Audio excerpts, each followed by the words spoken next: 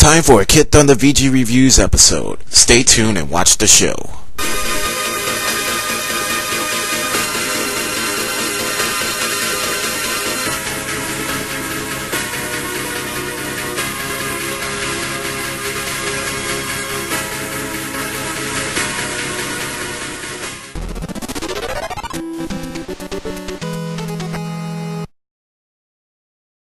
Hello everyone, on this edition of kidThunder VG Reviews, today we're going to take a look at Burai Fighter for the NES. This game is by Capcom and the a.k.a. Corporation, the same companies who is also responsible for 8 Eyes for the NES.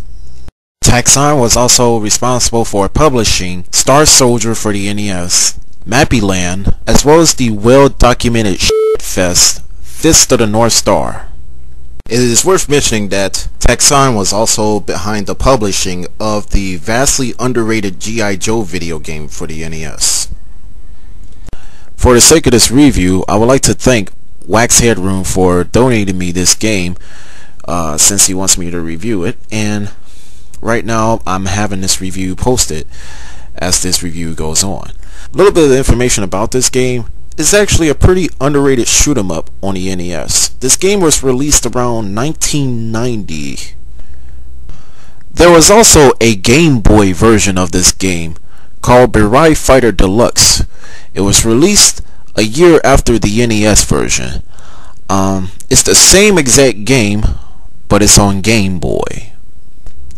However, for the sake of this review, I only have the NES version, and I pretty much will probably review the Game Boy version of this game for the time being when I happen to get the Game Boy version of this game as well too.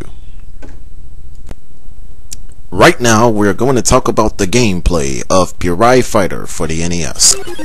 As you can see, this game is pretty challenging and it's a shoot 'em up. From the first time you play in this game, you'll be thrown into the action and most likely die. Damn it! Keep in mind, yes, this game is not as easy as you thought it would be. This game is really challenging, and it has a high challenge factor on top of that. So be prepared to die a hell of a lot. There are 3 modes of play in this game: Eagle, Albatross, and Ace. Eagle being the easiest, while Ace being the hardest. So obviously this game is really challenging whether you're a shoot 'em up veteran or if you're new to this game. Hell, this game is still even hard on the easiest mode, which is Eagle mode. As you're collecting power-ups in the game, you got your laser guns, your missile power-ups, as well as ring power-ups in the game too. You also have your bomb power-ups just in case if so many of your foes coming along your way just out to kill you. You will need that. That's essential.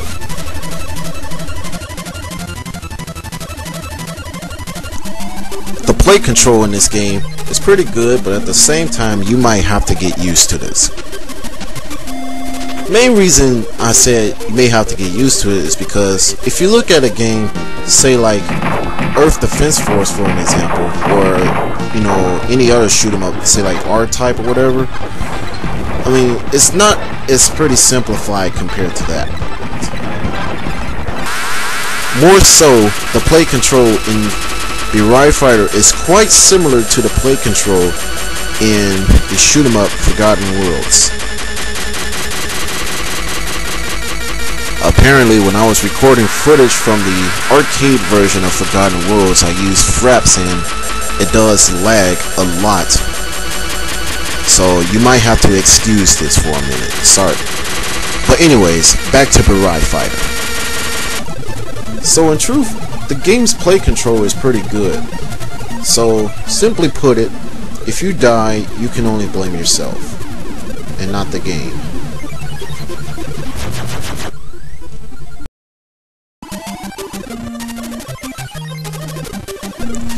Throughout the game, there are 7 stages in total. 5 of them which are multiple scrolling, which you can go left and right, up or down at times, and 2 stages which are overhead as well. The side-scroller stages in this game are pretty self-explanatory. I mean, easier to navigate. However, the overhead stages are another story. For both the overhead stages in the game, it is advisable that before you start the stages, you have to study the map for a minute. Otherwise, you will end up being lost. Not to mention, you also have to be careful on the overhead stages too, because sometimes enemies can, you know, attack you come towards you at random. So be on the lookout and study the stage very well before completing it. And on the overhead stages, you get to fight you get to destroy the enemy base basically. So that's it.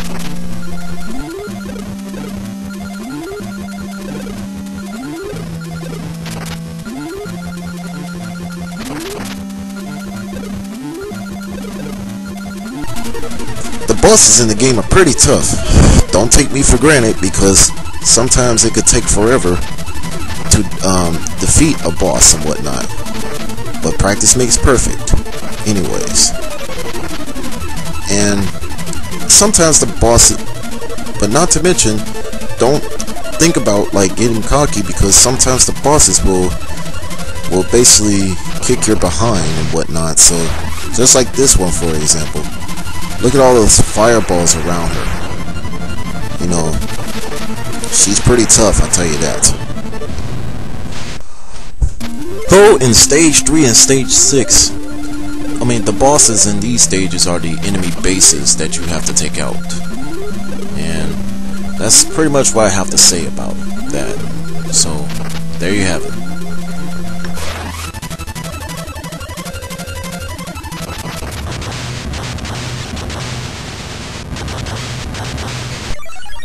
Also in the game, you do have a password feature here, and the passwords are pretty simplified and very easy to remember.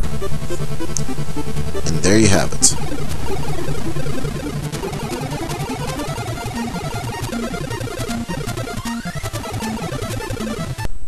Right now we're going to talk about the graphics and design in this particular game.